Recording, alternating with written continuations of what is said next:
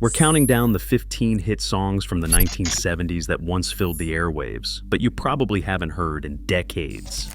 From massive chart toppers buried by shifting radio formats, to feel-good anthems loved across the globe yet now forgotten at home, and even Grammy winners that faded into pop culture obscurity, this countdown explores the surprising reasons why these classics vanished despite selling millions and defining a generation.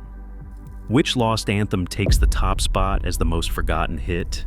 Let's start our musical time capsule with number 15. Number 15. Wayne Newton's Daddy Don't You Walk So Fast once filled the airwaves in 1972. It peaked at number 4 on the Billboard Hot 100 and sold over 1 million copies. This emotional ballad, sung from a child's perspective during a family breakup, struck a chord with listeners at the time. Yet today it has almost vanished from radio playlists. The reason lies in the collapse of the middle-of-the-road format, often abbreviated MOR. As radio shifted to rock and pop, Newton's only major pop hit was left behind despite his legendary Vegas career. Airplay studies now rank it as the most lost song of the decade, a chart giant now barely remembered, buried by changing tastes and radio's move away from sentimental ballads. Number 14. Daniel Boone's Beautiful Sunday arrived in 1972 with a single goal: to be a hit. Written right after a label meeting, the song's sunny melody and simple lyrics captured the carefree optimism of the early 70s. It climbed to number 15 on the US charts and reached number 21 in the UK, but its biggest impact happened overseas. In Germany, it shot to number 1 and never really left. Decades later, crowds still sing along at football matches and festivals across Europe. While American radio eventually let it fade away, Beautiful Sunday remains a staple of European nostalgia, proof that a perfectly engineered feel-good anthem can outlast its chart run, just not always where you might expect. Number 13. Terry Jacks' Seasons in the Sun stands as one of the most bittersweet chart toppers of the 1970s. This song reached number 1 on the Billboard Hot 100 in 1974 and went on to sell an estimated 14 million copies worldwide, making it one of the decade's best-selling singles. Adapted from Jacques Brel's Le Moribond, the English version paired a deceptively cheerful melody with lyrics about a dying man's final farewell to friends and family. The contrast between the upbeat tune and the somber theme created an emotional paradox that resonated deeply at first, but it soon made radio programmers uneasy. As the initial wave of popularity faded, stations quietly pulled back, finding the subject matter too heavy for regular rotation.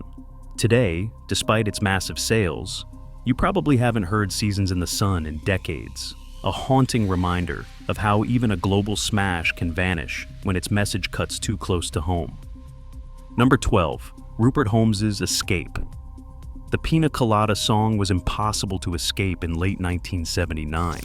This clever story song about a couple who unknowingly answer each other's personal ads shot to number 1 on the Billboard Hot 100 and became Holmes's signature hit. The chorus line, "If you like pina coladas," lodged itself in the nation's memory, but the actual title slipped through the cracks, leading to decades of confusion on radio request lines. At its peak, the song's airplay was relentless, spinning so often that even fans admitted to burnout. By the early 1980s, stations pulled it from rotation to give listeners a break, and it never fully returned. Today, most people remember the melody and the twist ending, but the name Escape is often forgotten, proof that even a number 1 hit can vanish when saturation sets in. Number 11. Chick-a-Boom, Don't You Just Love It? By Daddy Dewdrop brought a flash of cartoon energy to the airwaves in 1971. Written by Jerry Samuels and performed under a deliberately zany persona, the song climbed all the way to number 9 on the Billboard Hot 100. Its repetitive hook and playful delivery made it instantly recognizable, but also set a built-in expiration date. Marketed as pure bubblegum, Chick-a-Boom was everywhere for a moment. Kids sang along, and radio couldn't resist its earworm charm, but as the novelty faded, so did its presence. Today it is rarely heard, dismissed as children's fluff, and left off most classic playlists.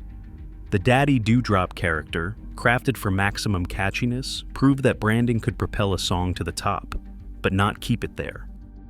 In 10th place, Norman Greenbaum's Spirit in the Sky stands out as the gospel rock anthem that somehow slipped through the cracks of classic rock radio. Released in 1970, this track soared to number 3 on the Billboard Hot 100, powered by its unmistakable fuzzy guitar, riff, and a chorus that blended rock swagger with spiritual overtones. Greenbaum, inspired by gospel harmonies and psychedelic textures, crafted a sound that was instantly recognizable but hard to categorize. The song's religious imagery, invoking Jesus and the afterlife, gave it a brief second life in Christian music circles, but mainstream radio programmers soon boxed it out, unsure whether it belonged with rock, pop, or religious fare. As radio formats hardened their boundaries, Spirit in the Sky found itself too spiritual for classic rock, too gritty for adult contemporary, and too old for modern pop. Despite its enduring riff and high chart position, it is now a rarity on playlists, a one-of-a-kind hit left, stranded by the very genre silos that once fueled its rise.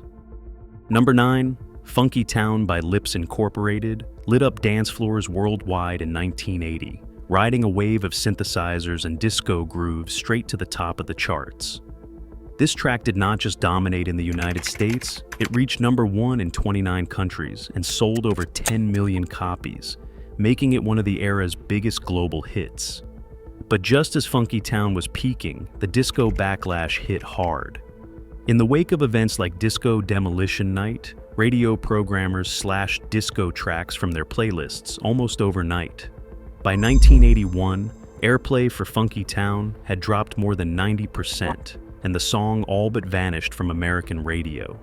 For decades, it was a dance anthem lost to format wars and shifting tastes. Then, in the 2020s, a new generation rediscovered its irresistible beat.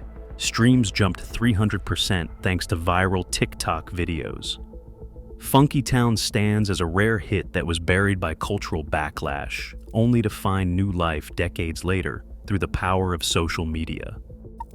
8th place goes to Afternoon Delight by Starlin Vocal Band, a song that floated to number 1 in the summer of 1976 and even earned its creators the Grammy for Best New Artist.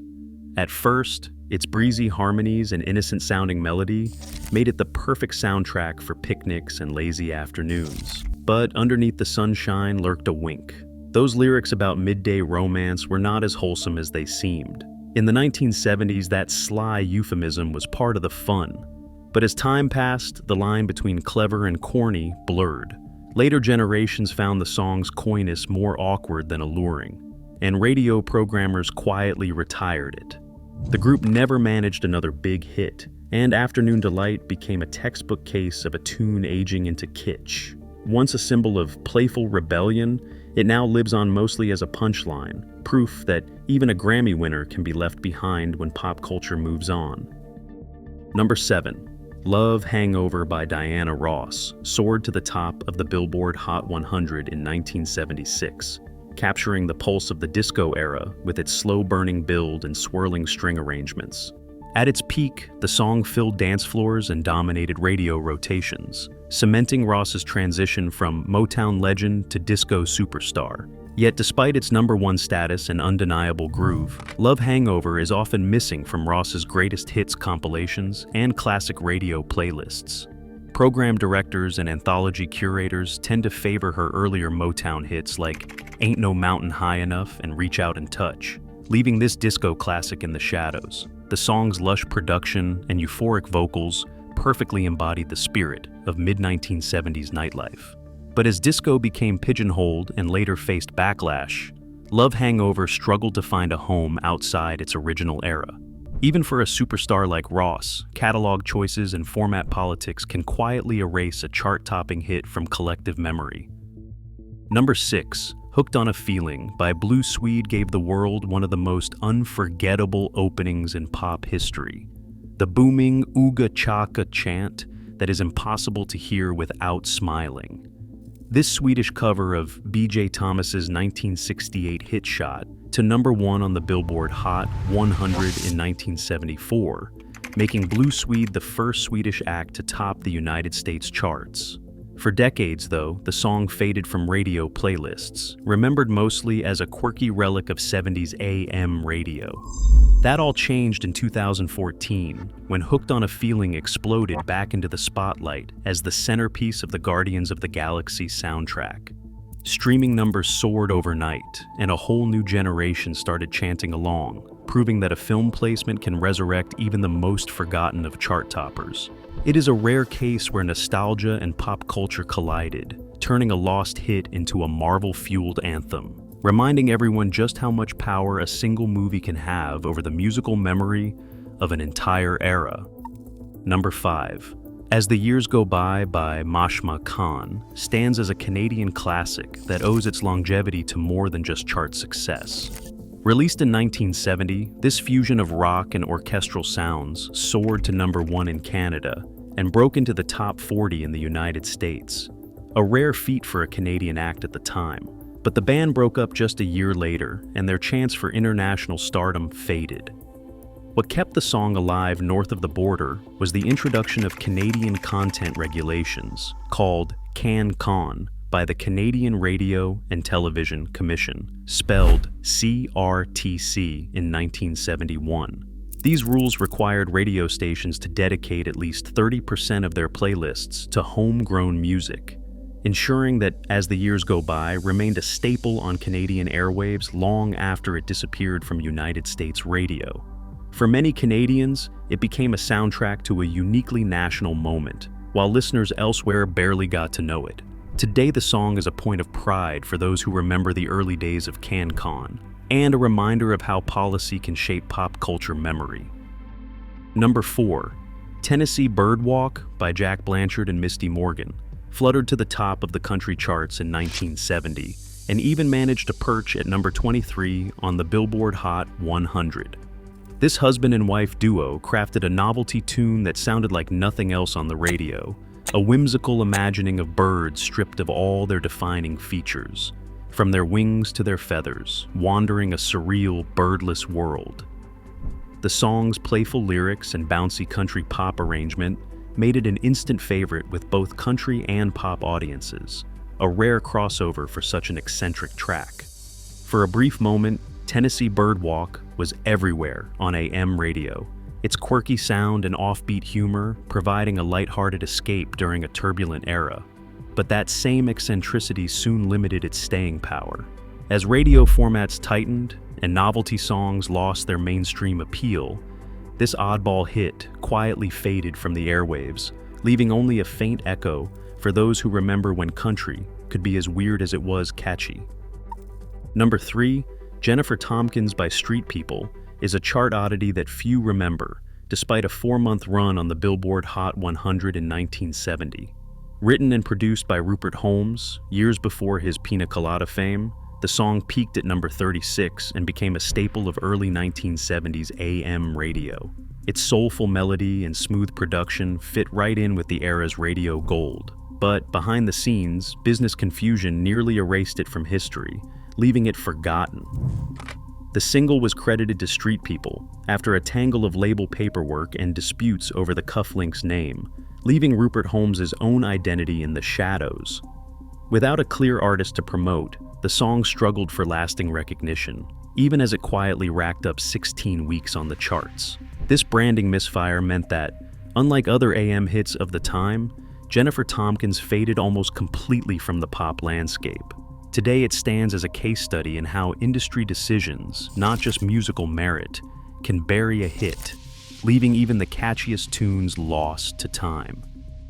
In second place, Go All the Way by the Raspberries stands as the power pop anthem that left a permanent mark on rock history, even as radio forgot it. Released in 1972, the song soared to number 5 on the Billboard Hot 100, powered by Eric Carmen's soaring vocals and a guitar-driven sound that set the blueprint for an entire genre. Critics often point to this track as the moment power pop truly arrived. Its blend of melodic hooks and raw energy influenced bands like Cheap Trick and The Knack, shaping the sound of late 1970s and early 1980s rock. Yet despite its chartist success and lasting legacy, Go All the Way fell through the cracks of radio formatting. Too polished and melodic for hard rock stations, yet too aggressive for mainstream pop. It landed in a no man's land as FM playlists hardened their boundaries. The Raspberries never matched the single's impact, but musicians and music historians still cite Go All the Way as a touchstone. It is a bittersweet paradox, a song that changed the game, yet rarely gets the spins it deserves. For those who grew up in the era, hearing it now is a reminder that influence does not always translate into airplay, and that some of the most important hits can be the ones radio leaves behind. And finally, in first place, Chuck Berry's My Ding-a-Ling delivers the ultimate twist in music history. A legendary rock pioneer's only #1 hit was a novelty song that radio now pretends never existed. Recorded live in Nano 1972, the track soared to the top of the Billboard Hot 100, fueled by a raucous crowd and lyrics dripping with double entendre. The playful references to a childhood toy were too much for some. Complaints poured into the FCC, and multiple stations, including the BBC, banned it outright because they were worried about suggestive content. At the time, the song was everywhere, turning Berry's concerts into sing-alongs and sparking debates about decency on the airwaves. Yet, as the novelty faded, so did the song's presence. Radio programmers, eager to protect Berry's rock and roll legacy, quietly dropped it from playlists. Today, My Ding-a-Ling is almost never heard on classic hits stations, its chart-topping status eclipsed by the controversy that once made it infamous. The irony is hard to miss. The man behind Johnny B. Goode and Roll Over Beethoven reached the summit of pop success with a song most stations now refuse to play. It is the perfect capstone for a countdown of forgotten hits, a reminder that even icons can be defined by their quirkiest moments, and that cultural discomfort can erase even a #1 smash from collective memory. Across all 15 entries, one pattern stands out. Even the biggest hits can vanish when formats change and tastes shift. Songs that once defined summers and topped charts now live on only in memory. That is the power and fragility of pop culture. For anyone who grew up in the 70s, rediscovering these tracks is a reminder of how quickly an era can fade. Which forgotten hit triggered your nostalgia? Let us know below.